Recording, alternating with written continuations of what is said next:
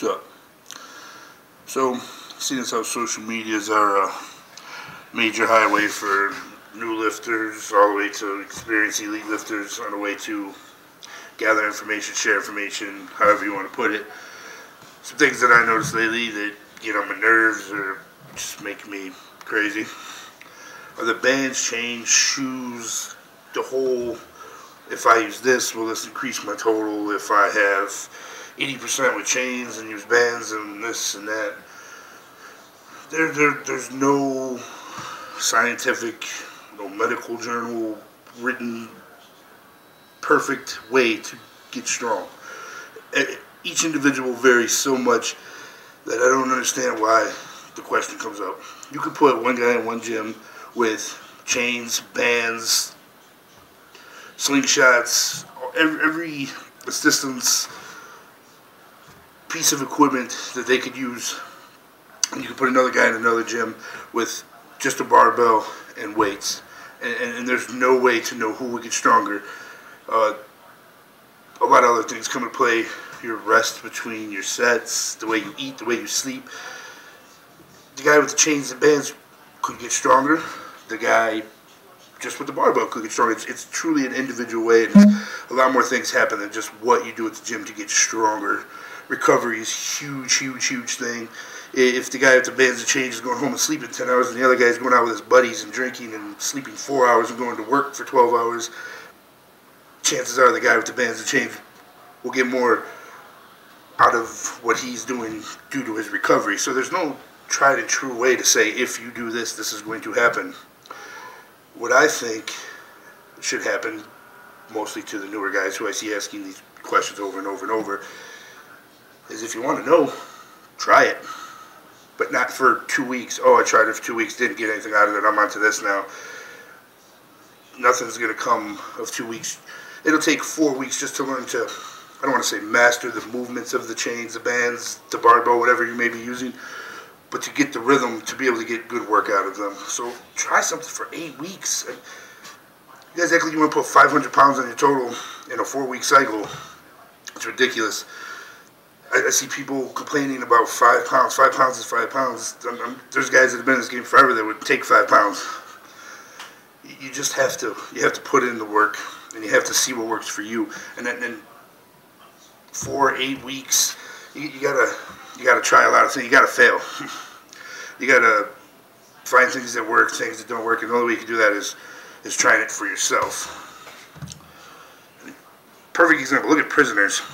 They don't have anything. They do push-ups, they do dips off of their bed, they do air squats, they curl garbage bags filled with water. I've seen it on YouTube once. And those guys are yoked. All they do is lift, eat peanut butter, tuna, ramen noodles, and sleep for 14 hours. Recovery, like I said, a lot more goes into it than just what the hell you're doing at the gym. I mean, that's the catalyst to it all, but you got a lot of components that come into play more than bands, chains, squat shoes, where the hell that ever came from. Stick to it. Consistency is key. Just keep grinding out. If something doesn't work after 8, 10 weeks, yeah, change it up. But if it's working, why change it up? I mean, we're in the generation of the ADD, as everybody likes to say, but if this is what you want to do, you want to get stronger or bigger, whatever your goal may be, you have to have some consistency. That leads me right into the next thing, program hopping. Oh, I ran a cube for 10 weeks, got great results. I think I'm going to try 5-3-1. Oh, I did 5-3-1 and got great results. I think I'm going to try the Lily Bridge method. Oh, I did this, I'm going to do Smoloff Jr., Smoloff the third, stepson Smoloff. I don't know what to tell you. Again, consistency is the key. If it ain't broke, don't fix it.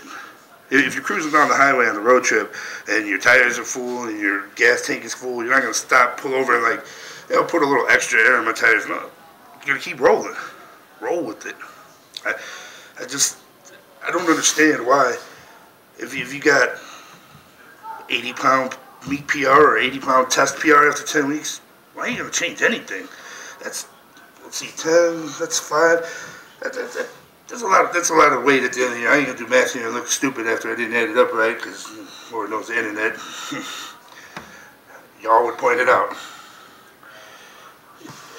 if you are stalling in a program, and the gains will always go down, especially if you're new. You're always going to make much bigger gains. But if they start to stall, it's your responsibility, not the internet, not the next guy, to know, to feel, you know what? I've been waiting 3 minutes between my sets. Maybe I need to cut it to 2.5, 2 minutes. Increase the volume. Add an extra set at the top. It doesn't say that if you don't follow this method completely exactly right, we will come down there and break one of your kneecaps.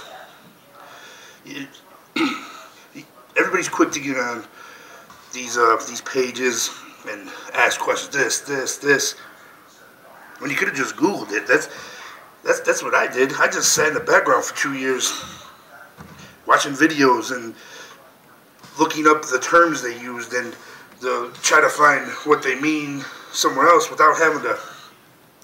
Hey, can you write out my whole program, and while you're at it, add my nutrition in, and if I did this, and this, how many calories? You want them to come lift the weights for you too? I just don't get the new do it for me. It seems people forget that the videos you watch, the methods you follow, the programs you go off of are based off people who've been doing this 10, 15, 20. There's some guys out there probably 30 years.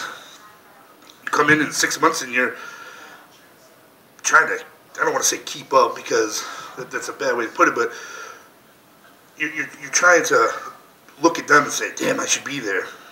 Nah. You got a lot of work to do.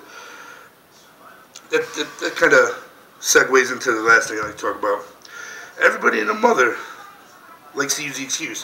If I had a sponsor, if I had that gym, if I had this equipment, if I had these training partners, if that's what you're in it for, a sponsorship,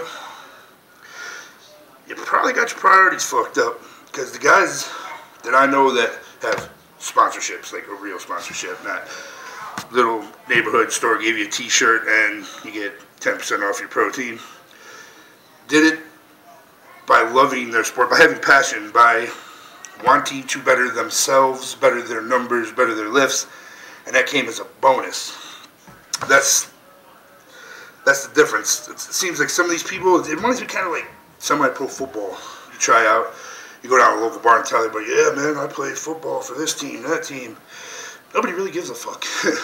Nobody really gives a shit outside of our little community about lifts.